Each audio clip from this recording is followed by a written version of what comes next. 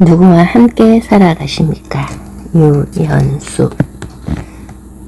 수영교회 담임 목사 유연수. 수영교회 담임 목사로 섬기는 유연수 목사는 고려신학대학원을 졸업하고 줄곧 목회에 전념해 왔으며 그가 섬기는 교회마다 부흥을 경험했습니다. 신학교에서 영성신학을 오랫동안 강화하였고 미국 트리니트 신학대학원에서 영성훈련을 통한 교회 부흥이라는 논문으로 목회학 박사학위를 취득했습니다.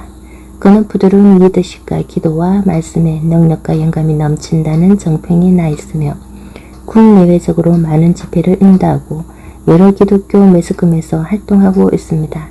현재는 부산 외국인 선교회 이사장과 부산 성시화운동본부 사무총장으로 섬기고 있습니다. 당신의 영혼을 사로잡는 말씀, 성령의 능력으로 말미암아 듣는 이들을 깊은 은혜의 세계로 인도해가는 유연수 목사님의 설교는 우리들에게 위로와 용기와 소망을 줄 뿐 아니라 새로운 삶의 의미와 가치관을 확립시켜 줄 것입니다. 누구와 함께 살아가십니까? 디모데후서 4장 16절에서 18절. 내가 처음 변명할 때에 나와 함께 한 자가 하나도 없고 다 나를 버렸으나 그들에게 허물을 돌리지 않기를 원하노라. 주께서 내 곁에 서서 나에게 힘을 주심은 나로 말미암아 선포된 말씀이 온전히 전파되어 모든 이방인이 듣게 하려 하심이니 내가 사자의 입에서 건짐을 받았느니라. 주께서 나를 모든 악한 일에서 건져내시고 또 그의 천국에 들어가도록 구원하시리니 그에게 영광이 세세 무궁토록 있을지어다. 아멘. 유치원이나 어린이집 운동회를 따라가 보셨습니까? 달리기를 할 때 아이들도 힘써 달리지만 더 애가 타는 것은 바깥에 있는 부모들입니다. 달려라 달려라 응원하다가 아이가 잘못 뛰면 급한 마음에 아이 손을 잡고 달립니다. 그래서 1등을 합니다. 그런데 이것이 정말 1등입니까? 아닙니다. 반칙입니다. 자식을 키우면 해주고 싶은 게 너무나 많습니다. 간이라도 다 빼주고 싶은 것이 부모의 마음입니다. 여러분이 자식이 달려가는 모습, 살아가는 모습을 볼 때마다 얼마나 안타깝습니까? 그러나 내가 대신 살 수는 없습니다. 자식이 살아가는 인생길에 부모가 뛰어들어 손을 잡고 뛰어나가서는 안 됩니다. 인생은 혼자서 달려가야 할 길입니다. 이 땅을 사랑하면서 사랑하는 부모님이 살아계시고 아내와 남편과 자식이 있을 때 더 행복하고 더 우애하며 더 사랑하며 사시길 바랍니다. 그러나 때가 되면 사랑하는 부모님도 떠나고 아내도 떠나고 남편도 떠납니다. 그게 인생입니다. 결국에 인생은 혼자입니다. 오늘 우리가 읽은 말씀에 바울이라고 하는 분이 나옵니다. 이분이 지금 감옥에 있습니다. 죄를 지어 감옥에 간 것이 아니라 복음을 전하고 선한 일을 하다가 감옥에 들어갔습니다. 그 당시 권력자들이 이분을 매우 싫어했습니다. 그래서 억울하게 갇혀 감옥살이를 하고 있습니다. 이 바울이라는 분은 나이가 많아 하나님께 부름받아 죽을 때가 다 되었다는 것을 자신이 알고 있습니다. 그는 굉장히 좋은 집안에 태어났고 최고의 학교에서 공부한 매우 똑똑한 사람입니다. 한마디로 출세가 보장된 사람이었습니다. 그 출세의 길을 달리다가 예수님을 만나게 되었습니다. 그래서 지금까지 귀하게 생각되었던 것이 참으로 헛된 것임을 깨닫고 모두 다 버리고 이제는 많은 사람들에게 예수님을 전하며 많은 사람들을 위해 수고하는 인생을 살았습니다. 그렇게 복음을 전하다가 미움받아 지금 감옥살이를 하고 있습니다. 감옥에 들어와 보니 이전까지 자기를 따랐던 많은 사람들이 자신을 다 떠나가 버린 것입니다. 그래서 바울은 모두가 다 나를 버렸다 라고 말하고 있습니다. 이 얼마나 쓸쓸하고 불행한 인생입니까? 생각해 보세요. 세상의 재미와 세상의 모든 부귀 영화를 버리고 선한 일을 위해 열심히 살았는데 이제 감옥에 갇히고 사람들은 자기를 버리고 다 떠나버린 것입니다. 그런데 놀라운 것은 감옥 속에서 감옥 밖에 있는 사람들을 향하여 너희들은 항상 기뻐하라, 범사에 감사하라 이런 말을 하는 것입니다. 뿐만 아니라 인생이 끝난 것 같고 후 하고 불면 꺼질 것 같은 인생인데 소망을 노래하고 희망을 이야기하고 있습니다. 바울은 사람들로부터 버림받았지만 그들을 원망하지 않았습니다. 왜냐하면 인생은 떠나가는 것이기 때문입니다. 여러분은 살아가시면서 지금 꼭 붙잡고 살아가는 것이 무엇입니까? 돈을 꼭 붙잡고 살고 있습니까? 그러나 돈도 결국 떠나갑니다. 권력과 명예도 영원할 것 같지만 결국에 떠나버립니다. 건강이 넘치십니까? 그러나 세월 앞에서는 장사가 없습니다. 자식도 결국엔 우리가 그러했던 것처럼 우리를 떠나 새 가정을 이룹니다. 그 어떤 것도 나와 함께 영원히 함께 할 수가 없는 것입니다. 바울은 이 사실을 알았습니다. 모든 것을 잃어버리고 모두가 떠나갔지만 바울은 원망하지 않고 오히려 소망을 노래하고 있습니다. 모든 것을 잃어버리고 모든 사람이 떠나가고 지금 자신이 감옥살이를 하고 있으면서도 어떻게 소망을 노래하고 희망을 꿈꿀 수 있을까요? 그것은 자신이 모든 것을 다 버리고 쫓았던 하나님이 계시기 때문에 소망을 노래할 수 있었습니다. 모든 것이 다 떠나가지만 하나님은 자기와 함께 계시고 결코 나를 버리지도 떠나지도 않는다는 것을 알고 있었기에 바울은 그 차가운 감옥 속에서도 소망을 노래할 수 있었습니다. 여러분, 가수 윤한계라는 분을 아십니까? 아마 나이가 좀 드신 분들은 기억하실 것입니다. 윤한계 씨가 지금은 목사가 되었습니다. 그런데 그분의 이야기를 들어보면 정말 파란만장한 인생이었습니다. 윤한계 씨는 아시다시피 윤복기 씨와 남매지간입니다.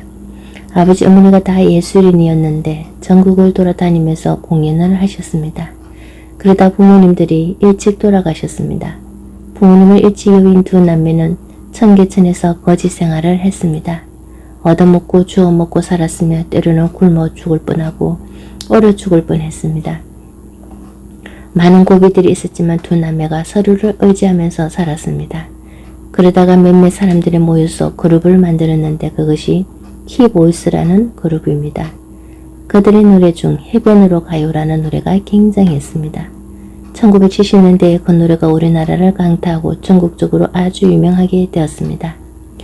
윤한기 씨는 어느 부잣집 딸과 부모의 반대에도 불구하고 너무 사랑해서 결혼을 했습니다. 그런데 이 노래로 유명하게 돼서 돈도 많아지고 인기도 많아져 주위의 여자들이 그를 가만히 내버려 두지 않았습니다. 그래서 그는 그들과 어울려 집에 들어가지 않고 그렇게 보낸 세월이 5년이라고 합니다. 아내도 있고 자식이 둘이나 있었지만 5년을 그렇게 살았다고 합니다. 그러다가 77년도에 가요대상을 받게 되었는데 그 시상식에서 노래를 부르다가 그만 쓰러졌습니다. 병원에 실려가 보니 폐기력 말기라는 진단이 나왔습니다. 의사가 당신의 병은 고칠 수가 없고 아무리 오래 살아도 6개월입니다 라고 말했습니다. 그는 당시 인기가 하늘을 찌르고 있었고 그래서 주위에는 수많은 여자들과 술친구들이 따라다니는데 윤한계가 폐기력 말기라 오래 못 산다더라 또 그 병이 전염이 된다고 하더라. 소문이 퍼져나가자 여자도 친구도 모두 떠나버렸습니다. 최고의 인기 연예인이 하루아침에 쓸쓸하게 혼자가 된 것입니다. 병원에 혼자 쓸쓸히 누워 죽어가고 있는 자신의 신세를 한탄하며 하염없이 눈물만 흘리다가 갑자기 생각나는 사람이 있었습니다. 아내가 생각이 났습니다. 그런데 도저히 아내에게 연락할 면목이 서지 않았습니다. 5년 동안 남편 노릇도 못했으니 당연한 일이겠지요. 그래도 겨우 전화해서 여보 나 폐기력 말기래 오래 못 산대 라고 전화하니 부인이 한 그림의 눈물을 흘리면서 달려왔습니다. 그리고 송장까지 다 죽어가는 남편을 집으로 데리고 가서 온갖 몸에 좋은 약은 다 해먹였고 또 목숨을 걸고 40일 금식 기도를 하였습니다. 사실 이 부인은 남편이 자기를 버리고 5년 동안 집에 들어오지 않을 때 예수님을 믿게 되었습니다. 그래서 이 남편을 위해서 남편의 목숨을 살려달라고 기도하였습니다. 결국 남편의 기력은 깨끗하게 나았습니다. 이 부인은 자기를 버린 남편을 왜 받아주고 또 그의 목숨을 살리기 위해서 이렇게 노력했을까요? 사실 이 부인은 아무도 자기를 돌아보지 않고 남편마저 자기를 버렸을 때 자기를 버리지 않는 주님을 만났습니다. 그래서 다 주고 송장이 되어 돌아온 남편을 거절하지 않고 받아주었습니다. 세상 사람들과 남편마저 자기를 버렸을 때 예수님이 자기를 받아주시고 붙들어 주신 것에 감사해서 그 은혜 때문에 남편을 받아준 것입니다. 유난기 씨는 부인에게 내가 나를 살렸다고 고백했습니다. 그리고 아내를 만나주신 그 하나님을 자기도 만났습니다. 결국 자기도 회개의 삶을 살고 나중에는 가수의 생활을 청산하고 목사가 되었습니다. 여러분, 저는 이러한 이야기를 TV에서 보면서 그래, 사람은 다 떠난다. 남편도 부모도 자식도 다 떠난다는 생각이 들었습니다. 여러분 지금 남편을 믿으십니까? 아내를 믿고 살고 있습니까? 자식을 믿습니까? 죄송한 이야기지만 부모님도 남편도 자식도 믿고 살아서는 안 됩니다. 결국에는 다 떠나갑니다. 부모님도 남편도 아내도 결국에는 우리 곁을 떠납니다. 그러니 그들을 믿고 살아서는 안 됩니다. 그들을 사랑하며 살아야 합니다. 사랑하고 의지하고는 살되 그들을 믿고 살지는 마시기 바랍니다. 언젠가는 다 떠날 사람들이기 때문입니다. 자식을 믿고 사는 사람들은 자식이 잘못되면 자기도 죽겠다고 야단입니다. 자식은 믿는 게 아니라 사랑해야 할 대상입니다. 그러면 우리가 믿을 분은 누구입니까? 오직 예수님밖에 없습니다. 모든 사람들은 나를 떠나지만 심지어 부모도 남편도 아내도 자식도 나를 다 떠나지만 오직 주님만은 나를 떠나지 않으십니다. 나를 버리지도 않으십니다. 내 곁에서 언제나 나와 함께 나를 지켜주시면서 나와 함께 하십니다. 그분이 바로 우리 주님이십니다. 우리는 바울이 만난 유난기 씨가 만난 그 하나님이 우리의 하나님이시오 주님이시라는 것을 믿습니다. 여러분들도 그 주님을 만나시기 바랍니다. 사람들은 우리를 버리고 우리를 떠나지만 주님은 절대로 우리를 버리지도 떠나지도 않으십니다. 우리 주님은 우리를 떠나지 않고 우리를 버리지 않기 위해서 이 땅에 오셨지만 사실 그분은 우리를 붙들기 위해서 버림을 받으셨습니다. 십자가에서 버림을 받으셨습니다. 우리 주님은 우리를 위해서 버림을 당하셨습니다. 그래서 외롭고 쓸쓸한 인생들을 붙들어 주십니다. 여러분, 슬프고 외롭고 힘들고 배신당했는데 아무도 나를 알아주지 않습니까? 자식들이 나를 돌보지 않습니까? 차가운 방바닥에 혼자서 식은 밥을 먹고 있습니까? 아무도 나를 돌아보지 않습니까? 너무 인생을 탓하지 마십시오. 인생은 그런 것입니다. 그러나 우리의 외로움과 쓸쓸함, 고독함과 눈물, 배고픔과 고통을 아시는 분이 계십니다. 그분이 바로 우리 주 예수 그리스도이십니다. 그분을 믿고 그분을 만나면 그분이 내 인생 속에 오셔서 외로움과 눈물과 한숨을 닦아주십니다. 그분이 나와 함께 계시면 외로움도 이겨낼 수 있습니다. 바울을 로마 황제의 박해와 고통에서 건져주시고 천국으로 인도하시는 분이 바로 예수 그리스도라는 분이십니다. 여러분, 누구와 살아가고 있습니까? 누구의 힘으로 살아가고 있습니까? 무거운 짐을 날마다 지고 인생의 슬픔과 고통 속에서 살아가는 우리를 위해서 주님은 말씀하십니다. 수고하고 무거운 짐진 자들아 다 내게로 오라. 내가 너희를 쉬게 하리라. 마태복음 11장 28절. 예수님은 무거운 짐을 지고 살아가는 인생들, 슬픔과 고난당하는 인생들을 구원하기 위해서 오셨습니다. 주님께서 우리의 무거운 인생짐을 대신 져주십니다. 사실 주님은 그 누구보다 인생의 고통과 어려움을 잘 아십니다. 주님도 우리와 똑같은 고난과 시험을 당하셨습니다. 히브리서 2장 18절. 그래서 우리를 그 누구보다 더 잘 이해하십니다. 우리 주님은 내 인생의 고난도 알고 눈물도 알고 인생의 외로움, 쓸쓸한 괴로움, 고통도 다 아십니다. 저에게도 이런 경험이 있습니다. 새벽 기도에 오면 많은 어머니들이 자기 자식을 위해서 기도하십니다. 그런데 저는 저를 위해서 기도하신 어머님이 없었습니다. 저희 어머님은 제가 고등학교 1학년 때 막내 동생이 겨우 5살 때 우리 곁을 떠났습니다. 우리는 어머니와 천년 만나 살고 싶었는데 저를 무척이나 사랑했던 어머니께서 저를 떠났습니다. 그 슬픔은 이루 말할 수 없었습니다. 더구나 나를 위해서 기도해 줄 수 있는 사람이 아무도 없었습니다. 어린 마음에 너무 외로웠고 슬펐습니다. 그때 제가 붙들었던 분이 예수님이었습니다.